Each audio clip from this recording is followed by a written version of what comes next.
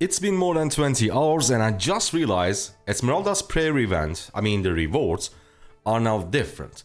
So today we are going to discuss if the new version of it, the new rewards are better than the old one, and then we will discuss, depending on your budget, how should you approach this event. Without further ado, let's take a look at the Esmeralda's prayer and the new rewards and discuss if it's better. Let's go. Spartans!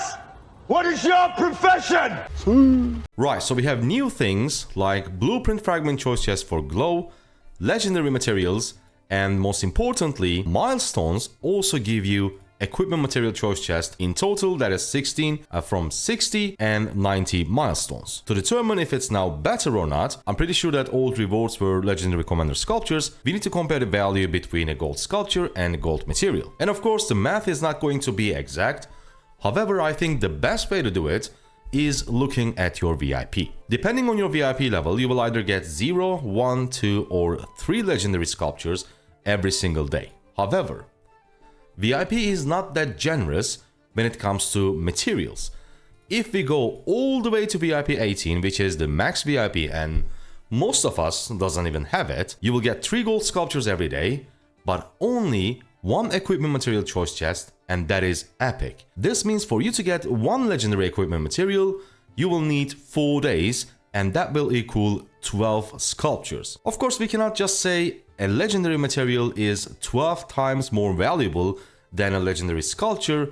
That is not the case because there are various events to get both sculptures and materials. However, if we take a look at overall events in Rise of Kingdoms, the first thing that comes to my mind, for example, 7k gem event.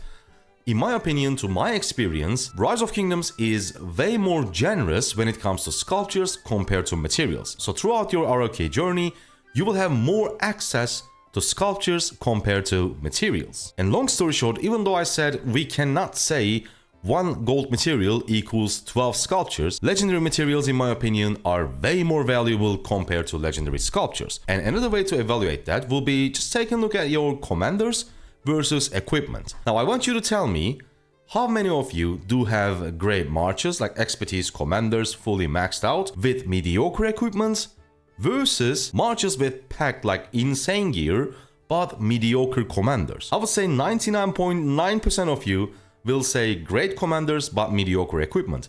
And that's why we always keep making those equipment videos, like cheap alternatives. What are the best, let's say, cavalry, right? If you take a look at cavalry equipment, what are the best cheap alternatives compared to the legendaries? Why we keep searching for the best alternatives? Because legendary equipment is so expensive. And the number one thing that makes it expensive is, of course, legendary materials. So in my opinion, getting gold materials instead of gold sculptures really good. Now one could argue that for newer accounts, for example, this is almost 100 days old, this is our restart account, sculptures are way more valuable, right? Because in total, I have 539 sculptures, and it's not even enough to expertise 1 commander.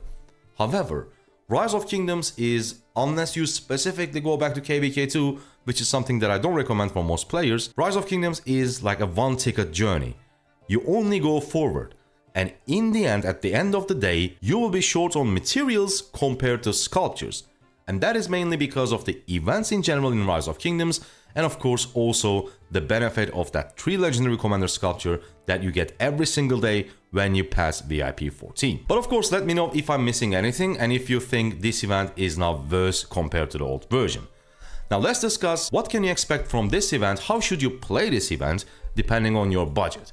Starting with the high spenders, of course you just do your thing, you go max purchase the bundle, you just get everything. Not everything, let's say you did reach 90 and you get everything that you need. Of course, you don't need this thing like blueprint choice chest for epic, you don't need this one, but you can definitely make use of everything else. For mid spenders, it's going to be way more important because there is something that I expect and I think it's going to happen, and if that happens, we are golden. Now if we look at how many wishing coins in total you can get without spending any dollar, we can purchase with gems. In total, it's going to be 40, 10 with 50% discounted price, and 30 for full price.